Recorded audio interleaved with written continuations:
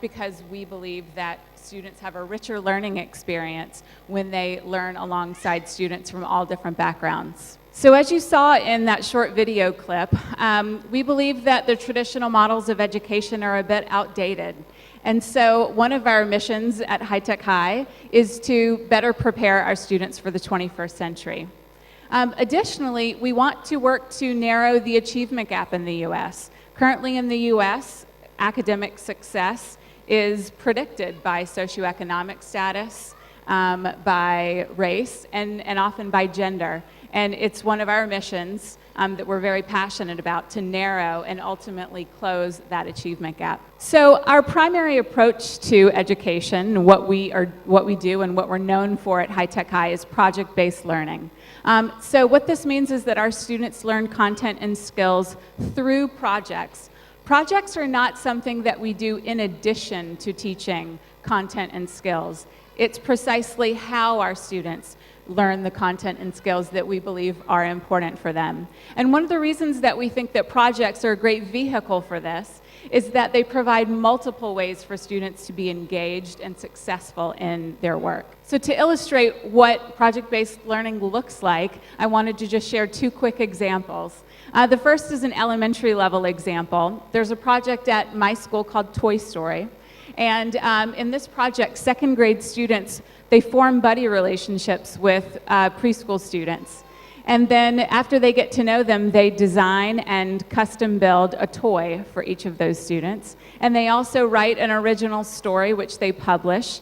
The story features the toy and the preschool student in the story. And then ultimately, they go back to the preschool and they give both the toy and the original book to their buddies. And through this project, the students develop literacy skills, they develop empathy, and they develop engineering and real-life skills. We've got second graders using laser cutters, learning how to sew, learning how to prototype. At the high school level, one of our projects that we're very proud of and that it's featured in the film that we just saw a clip from is called Apocalypto. This was done by 9th grade students at the original High Tech High School. And in this project, the students study the rise and fall of various civilizations throughout history. And then they created narrative and mechanical representations of their theories of why those civilizations rose and then ultimately fell. Through this project, they developed literacy, historical thinking, math, and engineering skills. And as you can see in both of these projects integrated a variety of disciplines. We don't have the disciplines separated out into different classes, but our students are exploring a lot of different disciplines through the project work. And so we've been around for about 15 years, and we're really proud of the results that we're having with our model at High Tech High. Currently, all of our students graduate, and then 98%, or just a little bit more of them, are all accepted to four-year colleges. The U.S. national rate for that is 66%. More importantly than that, though, is our college retention rate. We have 86% of our students who are still in or who have graduated from college, and that's compared to only a 59% rate in the U.S. We also are proud that we have doubled the national average of STEM college majors, STEM being science, technology, engineering, and math. And finally, what I think is most important to us is that our students love coming to school. They love being at our school. They're engaged in the projects, and they're finding a lot of success in the work that they do. And so, though we're very proud of these statistical results, I think that this is the result that we're most proud of. Thank you so much.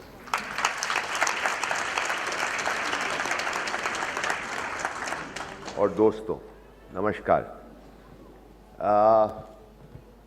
ये global school alliance है और इस globe में बहुत सारी भाषाएं हैं, तो मुझे लगा कि उसका एक झलक आपको दूं, और इसलिए मैं सोचा कि मैं हिंदी में बात करूं, और इसकी इजाज़त मैंने पहले से अपने दोस्त संदीप से ले ली थी।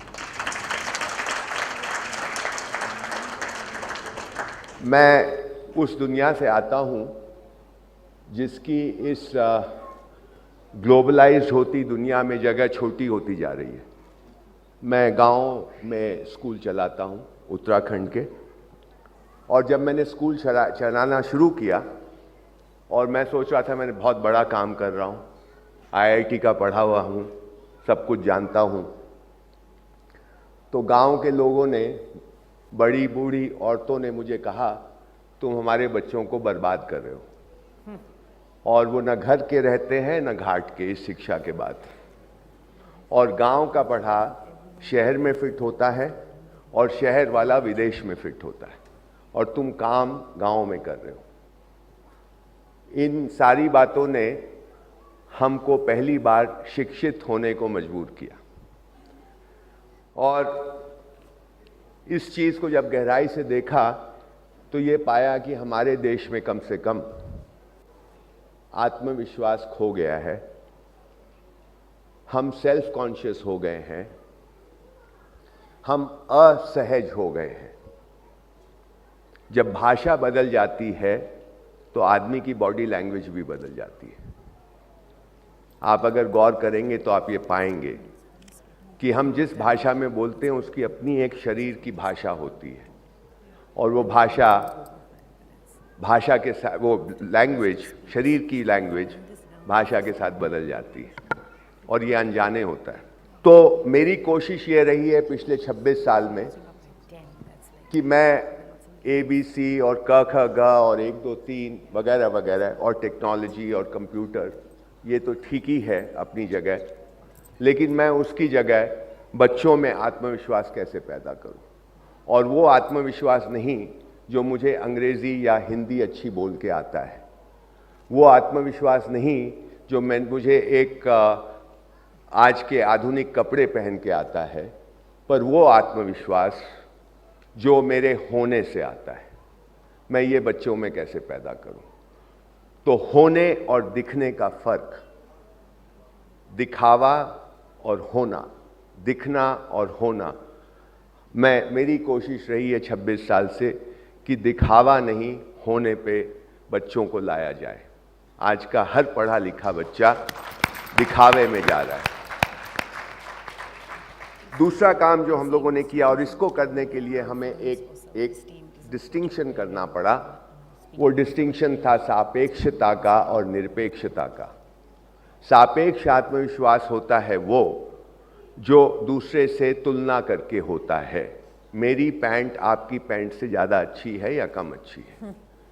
और निरपेक्ष आत्मविश्वास वो होता है कि मैं धोती पहनूं और आप पैंट पहने तो मुझे कोई फर्क ना पड़े, ना आपके पैंट पहनने से, ना आपके धोती पहनने से, ना आपके अंग्रेजी बोलने से, ना आपके हिंदी बोलने से, मैं जैसा हूं वैसा हूं। ये मेरी कोशिश रही है, छोटी सी, थोड़ी बहुत सफलता मिली है, और इसलिए जिसको आज की दुनिया में सक्सेस का मापदंड माना जाता है, वो पूरा का पूरा एक भौतिक चीज़ों को या क्वांटिटेटिव होता है। हम लोगों ने कोशिश की है कि उसको कैसे क्वांटिटी से क्वालिटी की तरफ ले जाया जाए, कैसे टैंजिबल से इंटैंजिबल की तरफ ले जाया जाए, क्योंकि हमारा मानना और हमारा अनुभव है कि अगर हम इंटैंजिबल को ठीक कर लेंगे तो टैंजिबल अपने आप ठीक हो जाता है।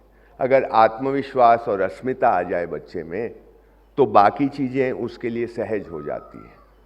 तो मैं या मेरी पूरी टीम, हमारे जैसे लोग इस चीज़ की कोशिश कर रहे हैं कि कैसे एक सहज दुनिया बने, जिसमें साधारण को जीने के लिए, साधारण को सांस लेने के लिए बहुत मेहनत न करनी पड़े। और इसके अंत में मैं अपनी बात ख़त्म करता हूँ, 5 मिनट का समय है। मैं भाषा का सवाल उठाना चाहता हूँ कि हर भाषा का सिर्फ कम्युनिकेशन का संबंध नहीं होता, भाषा का संबंध एक पूरे ज्ञान के भंडार से होता है। जो भी भाषा हो, हरियाणवी हो, कुमाऊनी हो, गढ़वाली हो, मैथिली हो, बंगाली हो, मलयाली हो, हर भाषा की अपना एक शब्द भंडार तो है ही, और उसमें ऐसे शब्द हैं जो दूसरी भाषा में नहीं होते, खास शब्द, खास रंग जो सिर्फ उसी भाषा में है। मेरे 3 पीढ़ी पहले हम लोग मारवाड़ी हुआ करते थे, अब तो मैं ही आखिरी मारवाड़ी हूँ, क्योंकि मेरे बच्चे भी मारवाड़ी नहीं बोलते। तो राजस्थान में सफ़ेद रंग के लिए कम से कम 20 शब्द होते हैं। मोतिया, दूधिया। अब मोती का रंग और दूध का रंग एक नहीं होता, अंग्रेज़ी और हिंदी में आके ये वाइट और सफ़ेद हो जाता है। तो हर भाषा के अपने यूनिकनेस है और उनके प्रोवर्ब्स और उनके ईडियम्स, उनकी कहावतों, उनकी कहानियों में आपको पूरा एक ज्ञान का भंडार मिलता है। ये मेरा अनुभव एक छोटे से पहाड़ के गांवों में काम करते हुए भी हुआ है। तो ये पूरा शब्द भंडार ही नहीं, ये पूरी ज्ञान परंपरा हम खोते चले जाएंगे। मेरा अंग्रेज़ी से कोई वैर नहीं है, अंग्रेज़ी बिल्कुल होनी चाहिए। ग्लोबलाइज दुनिया है, पर इस ग्लोबलाइज दुनिया में वो भाषाएं भी हैं जो मरती जा रही हैं।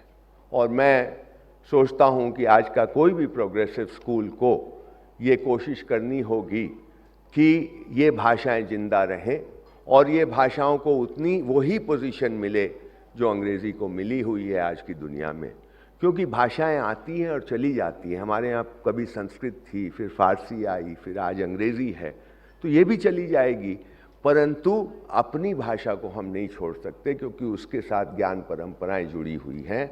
हम लोग, हिंदुस्तान के लोग, हैपनिंग कल्चर के लोग हैं, होने वाली संस्कृति के लोग। हमारे यहाँ चीज़ें होती हैं। हाथ जल गया, शादी हो गई, बच्चा हो गया, बारिश हो गई, ऐसे ही हम बोलते हैं बंगाली में भी, मलयाली में भी, हिंदी में भी। अंग्रेज़ी में हम बोलते हैं she gave birth to a child, she got married, he got married, I burnt my hand. तो इसमें बहुत ज़्यादा मेरा भाव है, हमारे यहाँ होता है। और यही गीता में भी है कि भैया इस पे आप अपना कर्म करते जाइए, होना ना होना छोड़ दीजिए, जो होगा वो देखा जाएगा। तो ये भाषा में फिलॉसफी भी छुपी हुई है। इसलिए मैं सोचता हूँ कि हमारे सब स्कूलों को इसकी कोशिश करनी ही होगी कि हम अपनी भाषाओं को सिर्फ महत्व ही नहीं दें, उसकी खूबसूरती को भी पहचानें। मैं इसके साथ अपनी बात करता हूँ।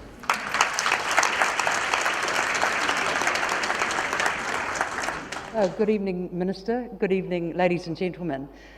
My name's Barbara Cavanagh, and I have been the foundation principal of Albany Senior High School in New Zealand, and I'm still that principal, and plan to be there for quite some time. When we started this school 7 years ago, one of the things we had to really think about is what sort of school are we going to design and plan? Now, in New Zealand, we have the ability to actually choose the way we will open the school, what sort of school we'll have. So we had that privilege of deciding what school we would make. Now, it would have been a much easier thing for us to do to open an old school. That would have been a popular decision. Parents would have loved us more than they did at the time, I assure you.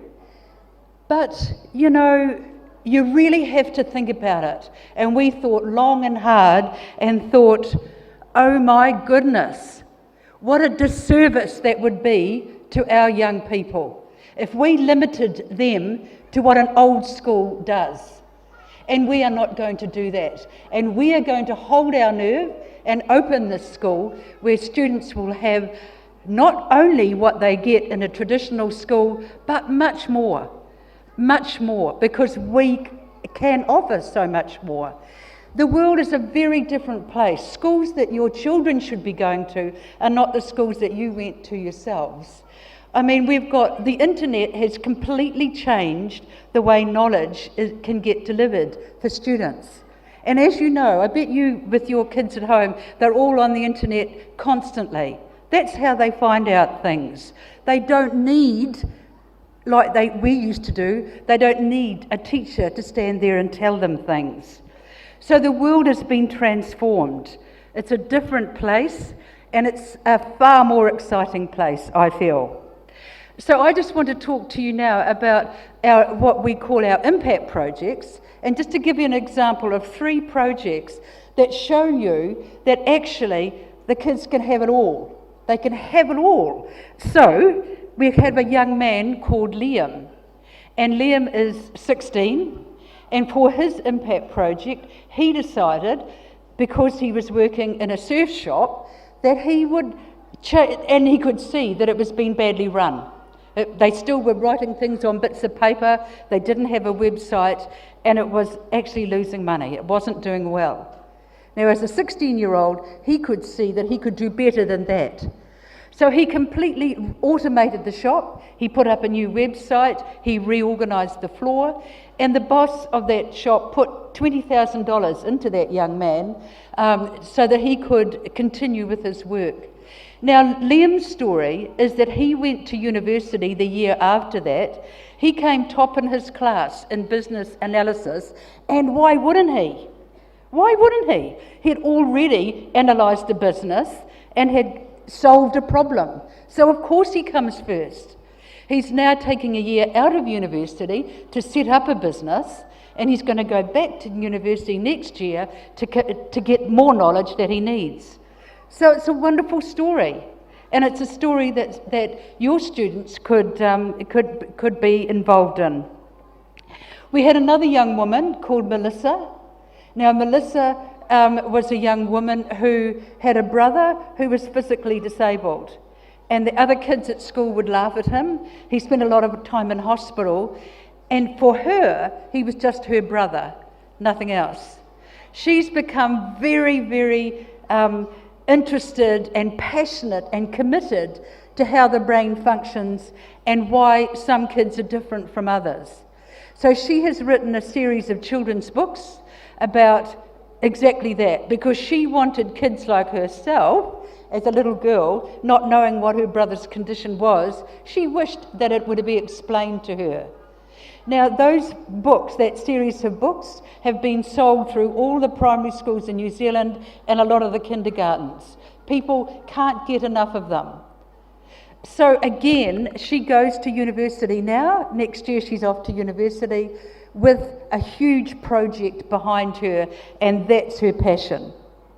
Now, another group of students you might be interested in, because one of these was a young Indian woman who just arrived in New Zealand, and when she arrived, she thought to herself, you know what, there's not enough information about how to get around Auckland. So she and her mates, the three of them, had only been in New Zealand for a couple of months. So they have put together a booklet, an information package about what do you do as a new immigrant? If you're a 14, 15, 16-year-old and you come to New Zealand, what are the things you should know? Now, as a group of students, they've had to write this information document in English, so you can imagine all the skills they've had to learn very quickly. They've had to negotiate. Their biggest negotiation was with the Auckland airport, and the airport has just ordered 1,000 copies so that they can give out to immigrants as they come in. So it's a huge success story for them, and they feel very, very confident and proud of themselves in the world. I just want to add that this work that our students are doing is standing them in huge stead when they go to university. In New Zealand, our universities give out big scholarships, fully paid scholarships, and every year since we've started the school, 2 or 3 of our students have claimed the biggest prize in New Zealand, which is a $50,000 scholarship to go to Auckland University. And every year we've had students gain that prize. And what the university is telling us is that all the students in New Zealand do well. They're all getting excellence everywhere. But our students have got a project behind them as well. And they're excited by that. So I just want to say I wish you well on this journey of a new school, but don't be tempted to head back into the old school model. Your kids are going to get so much more. Kia ora, cheers.